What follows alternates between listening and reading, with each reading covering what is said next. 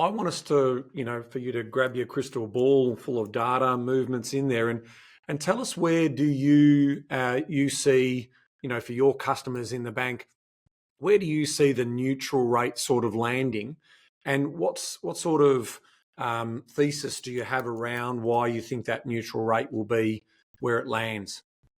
I think for the next year or two, a neutral cash rate is in the low threes for the RBA. So our forecasts for a little while now have been quarterly cuts of about 0.25%, taking us down to about 3.35 by the end of the year. Next cut on Melbourne Cup Day, most likely timing is November the 4th. And then whether or not you get one more cut after that down to 3.1% or thereabouts in February 26. Somewhere in that territory looks like a neutral cash rate. And when you've got inflation down to 2.5, you don't need a restrictive cash rate, so you can have a neutral rate. Now, after that, I think we would, I think it's fairly clearly in consensus that rates then level off and make a bit of a base. The tightening cycle after that is one I don't think we should lose sight on or sight of, but I think that's probably more 2027. And that's when I start to think about, what does an AI economy look like? Surely it's going to be supercharged with growth and output.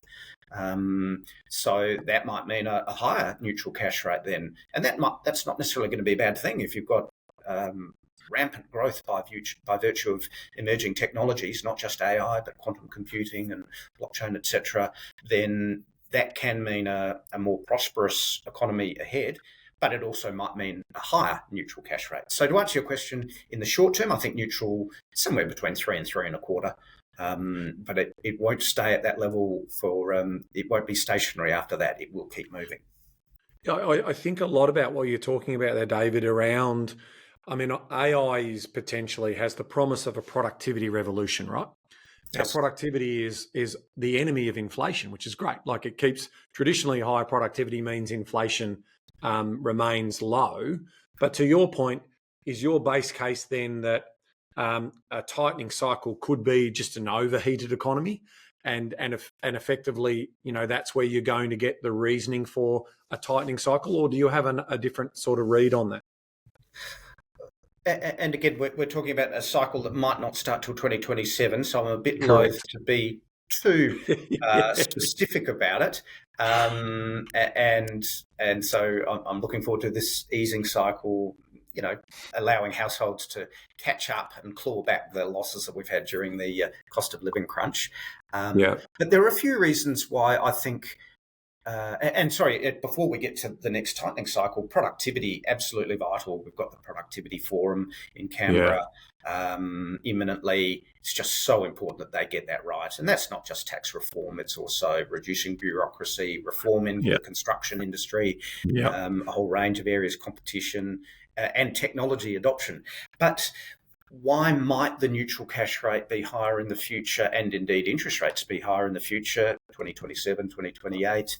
I think there are probably 4 or 5 reasons. I've already mentioned AI and what technology might do to output. Meanwhile, you've got deglobalisation. The world was getting on very nicely for a couple of decades, and then all of a sudden we're not getting on very well at all. No. And so that can be that can impact on inflation and comes with risks. We've got an ageing population, so that means you get a different ratio of those who are of a working age to those who are a bit older than working age, and more investment in healthcare, aged care, etc. And then you've got transition to net zero, and there are 2 ways to think about that. First is, depending on your view on climate change, I would argue the statistics suggest that we are having more frequent weather-related disruptions, and that potentially adds to inflation. Not everyone's going to agree with that, but that's my observation. But meanwhile, we've got the world trying to transition to having less carbon in our energy sources, and that's not going to be cheap. Now, I would argue we have to do it, but it in itself as a transition is probably going to be a bit messy. Ultimately, renewables will be free if you can just harness the sun or nuclear. But we've got to get there, and that's going to take time and investment and maybe a bit of inflation along the way.